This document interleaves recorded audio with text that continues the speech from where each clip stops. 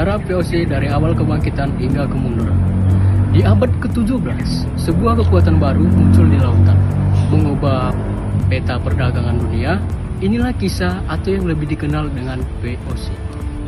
VOC didirikan pada tahun 1602. VOC adalah perusahaan dagang Belanda yang pertama kali mendapatkan hak monopoli perdagangan rempah-rempah di Asia dengan dukungan dari pemerintah Belanda. VOC berlayar ke timur jauh, menjalin hubungan dengan kerajaan-kerajaan di Indonesia, India, dan Cina. Keberhasilan VOC tidak lepas dari inovasi dalam sistem perdagangan dan armada kapal yang kuat. Mereka menguasai jalur perdagangan rempah dan menjadikannya Belanda sebagai pusat perdagangan di dunia. Pada puncak kejayaan, di abad ke-17, VOC menguasai hampir seluruh perdagangan rempah-rempah. Mereka mendirikan pos-pos perdagangan di berbagai pulau seperti Batavia, Maluku, dan Sumatera. VOC tidak hanya berperan dalam perdagangan, tetapi juga politik. Mereka memiliki kekuasaan untuk berperang, membuat perjanjian, dan bahkan mengatur pemerintahannya di wilayah penjajahan. Namun seiring berjalannya waktu, VOC mulai mengalami kemunduran, korupsi di kalangan pejabat, dan penyalahgunaan kekuasaan menjadi masalah serius. Biaya operasi yang tinggi, termasuk biaya militer dan administrasi, menyebabkan VOC terjebak dalam utang yang besar. Meskipun masih menghasilkan keuntungan, utang yang terus meningkat menjadi beban berat. Dan selanjutnya, persaingan dari negara-negara Eropa lain, seperti Inggris dan Prancis, semakin ketat. Perang yang terjadi di Eropa juga berdampak pada operasi VOC di Asia. Selanjutnya yakni Revolusi Prancis dan perubahan politik di Eropa mempengaruhi VOC. Pada tahun 1795, Belanda diduduki oleh Prancis dan VOC kehilangan dukungan dari pemerintahan Belanda. Yo guys, berjumpa kembali di Historik Indonesia. Tahukah kalian bahwa wilayah-wilayah Indonesia dulu ternyata pernah dijajah oleh sebuah perusahaan dagang loh? Wah, kaget. Ya, mungkin kalian semua sudah pada tahu ya perusahaan dagang yang dimaksud. Perusahaan dagang tersebut adalah Verenigde Oost-Indisch Compagnie atau VOC. Penduduk kita saat itu sering menyebut orang-orang Belanda tersebut dengan sebutan company. Nah, sekarang sudah tahu kan sebutan company yang sering kita dengar hingga saat ini berasal dari mana? Lalu bagaimanakah perusahaan dagang super besar milik Belanda ini didirikan dan dijalankan? Yuk simak pembahasannya khusus untuk kalian Sobat Historik. Latar belakang berdirinya VOC. Pelayaran De Houtman pada 1596 menuju Nusantara telah membuka rute pelayaran dan perdagangan Belanda Nusantara.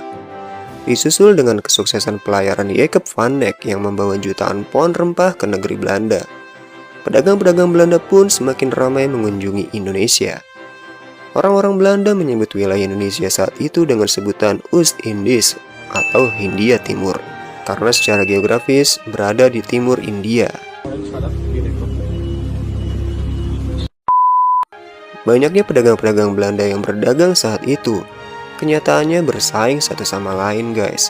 Bahkan pedagang-pedagang Belanda dari perusahaan yang berbeda bersaing secara tidak sehat dan saling menjatuhkan. Kemudian masuk perusahaan sana, perusahaan ini. Selain persaingan antar pedagang Belanda, pemerintah Belanda juga dipusingkan nih dengan adanya ancaman persaingan dagang dari Inggris, Spanyol, dan Portugis. Terkhusus Inggris, mereka bahkan telah mendirikan East India Company atau EIC pada 1600 yang membuat posisi dagang Inggris di Asia terkoordinasi dengan baik. Belum lagi permasalahan timbul ketika pedagang-pedagang Belanda di Nusantara ini mendapat penolakan serta berkonflik dengan penduduk maupun kerajaan-kerajaan lokal. Pemerintah Belanda pun menunjuk Johan van Oldenbarnevelt sebagai perwakilan pemerintah Belanda, yang kemudian ditugaskan mengundang perusahaan-perusahaan dagang Belanda untuk berdiskusi mengenai rencana penyatuan perusahaan. Berkat negosiasi Oldenbarnevelt serta campur tangan Pangeran Maurits, pada akhirnya mereka sepakat untuk bersatu. Meskipun pada awalnya 6 perusahaan ini menolak penyatuan. Pada 20 Maret 1602, resmi berdiri Verenigde Oost-Indisch Compagnie atau VOC. atau dalam bahasa Indonesia berarti Persatuan Perusahaan Dagang Hindia Timur. Tujuan didirikannya VOC. Pembentukan VOC memiliki beberapa tujuan krusial. Yang paling utama tentunya untuk memonopoli rempah-rempah di kawasan Asia. Perlu kalian tahu guys, pada masa itu rempah merupakan barang dagang bernilai tinggi, bahkan melebihi harga emas loh. Yang bener. Maka dari itu memonopoli rempah merupakan hal penting, karena berkaitan dengan pemasukan keuangan negeri Belanda. Maklum aja guys, untuk mendapatkan kemerdekaan penuh atas pendudukan Spanyol, Belanda harus memiliki cuan yang sangat banyak. Adalah uang yang berkuasa di seluruh dunia.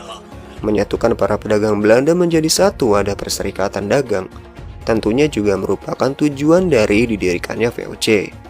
Karena sebelum VOC dibentuk, para pedagang Belanda ini bersaing satu sama lain demi mendapatkan profit besar. Selain itu, tujuan pembentukan VOC adalah untuk memperkuat posisi Belanda di Asia. Pada saat itu, Asia sudah ramai dengan pedagang-pedagang Eropa, seperti Inggris, Spanyol, Portugis, dan Prancis. Untuk menyaingi mereka, pemerintah Belanda harus mendirikan suatu persatuan dagang untuk memperkuat posisi mereka. Terakhir, tujuan didirikannya VOC adalah untuk menguasai kerajaan-kerajaan di Indonesia, yang seringkali menyulitkan pedagang Belanda untuk mendapatkan rempah dengan harga yang miring.